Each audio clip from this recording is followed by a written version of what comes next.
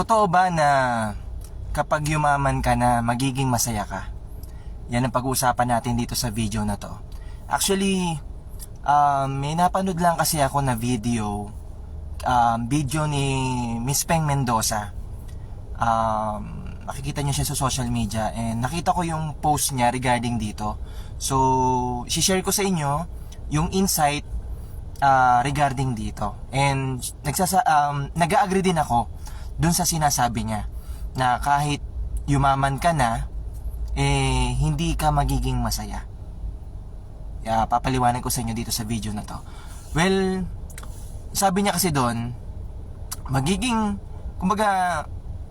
mababaw ka na kasi kapag naging mayaman ka na. Alam mo yun, yung nabibili mo na lahat ng bagay.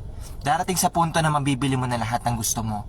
Bahay, kotse, maraming sasakyan, gamit, damit, pantalon, sapatos, mamahaling relo. Yan, makukuha mo lahat ng yan. Pero darating sa punto, yung pagiging mababaw mo ay lalalim pa. Lalalim yung dahilan kung ano ba talaga yung nahanap ng puso mo para maging masaya ka. So nag-agree din ako sa sinabi niya na ngayon na parang pag yumaman ka, parang nagiging mababaw ka. Kasi nga, material na bagay lang yung makakapagpasaya sa'yo. Which is hindi. Kaya ngayon, hindi pa man din ako mayaman, pero pinapayaman ko na yung mga gusto kong mangyari sa buhay ko. Halimbawa, yung pagpapayaman ko sa relasyon ko sa Diyos. Diba? Nagsishare ako ng mga Bible verse dito sa social media. Kapag nagagawa ko yon, nakakapagpasaya ako ng ibang tao, na i-connect ko yung mga manonood na kumonek sa Diyos. Hindi puro sarili lang natin, hindi lang puro pangarap or mga bagay na gusto natin na makakapagpasaya sa atin. Importante talaga na meron tayong connection sa Diyos. Sa ganung paraan, kapag nakakapag-share ako sa inyo ng Bible verse, kahit dito lang sa social media, masaya na ako nun. Pangalawa, yung relationship ko sa pamilya ko, yung sa asawa at sa mga anak ko. After ng trabaho ko, pag uwi ko ng bahay, I make sure that they are my priority. Binibigyan ko ng time yung sarili ko na maging masaya kasama yung mga mahal ko sa buhay.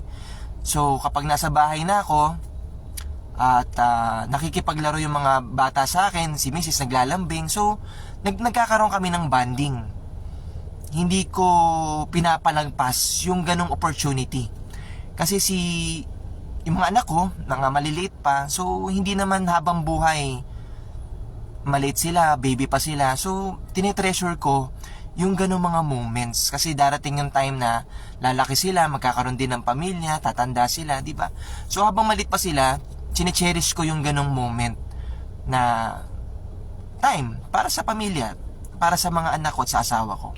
So yun yung mga makakapagpasaya sa akin. And syempre, isa pang nakakapagpasaya din sa akin, yung gumagawa ko ng video, nagsishare ako sa inyo ng mga insights, yung mga knowledge ko na pinahiram sa akin ng Diyos, at ibinabahagi ko yan dito kasi naniniwala ako itong era natin nito is more on social media era na. And mas marami akong marireach na tao kapag ginagawa ko to dito sa online. So, yan, kapag gumagawa ko ng video, i-share ko lang. Minsan, umabot ang 100, 200, 400, 300, and so on. So, masaya ako sa ganon. Kahit wala man akong mga likes, comments, and share, okay lang, walang problema. As long as makita nyo tong video na to, at pumasok sa isip nyo at sa puso nyo yung sinasabi ko. Okay? Sa ganung paraan, doon ako nas magiging masaya. Nagkakaroon ako ng peace of mind. Try nyo. Wala namang masama dun sa mga material na bagay na hinihiling natin. Oo, makakapagpasaya yan sa atin. Pero once na makuha mo na kasi yung mga bagay na yan, maghahanap ka pa ng iba na mas malalim pa, na hindi na matutumbasan ng pera. Alam mo yon. Hindi ba naman, di ba, pag nagkapera ka, mabibili mo ba yung oras mo sa anak mo? Mabibili mo na ba ng pera yung yakap mo sa anak mo o sa asawa mo? Di ba hindi?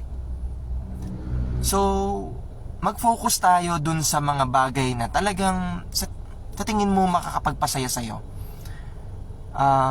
Relationship with God, relationship with your family, at ano pa mang bagay na makakapagpasaya sa'yo, ituloy mo lang yan. At wala namang masama sa mga material na bagay, ulitin ko. Pero mas malalim pa ng dahilan ng pagiging masaya, which is, for me, yun yung mga importante. And syempre, yung peace of mind, di ba? Yung nakakatulog ka ng mahimbing,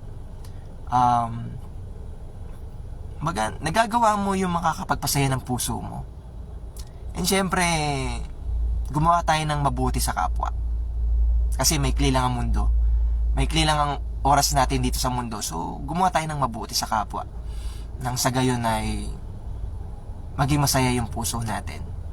So, I hope nakatulong sa itong video na to. Maikli lang naman to, but then gusto ko lang sa inyong i-share sa inyo yung insight ko regarding dito sa topic na to, na totoo ba na magiging masaya ka kapag yumaman ka? Well, the answer is no. Temporary lang yung saya, pero may mas malalim pa na paghuhugutan ng saya mo maliban sa pagiging mayaman. Okay? So, yun lang naman ang gusto kong i-share dito. Maraming salamat, and God bless po sa ating lahat. Ingat po. Bye-bye.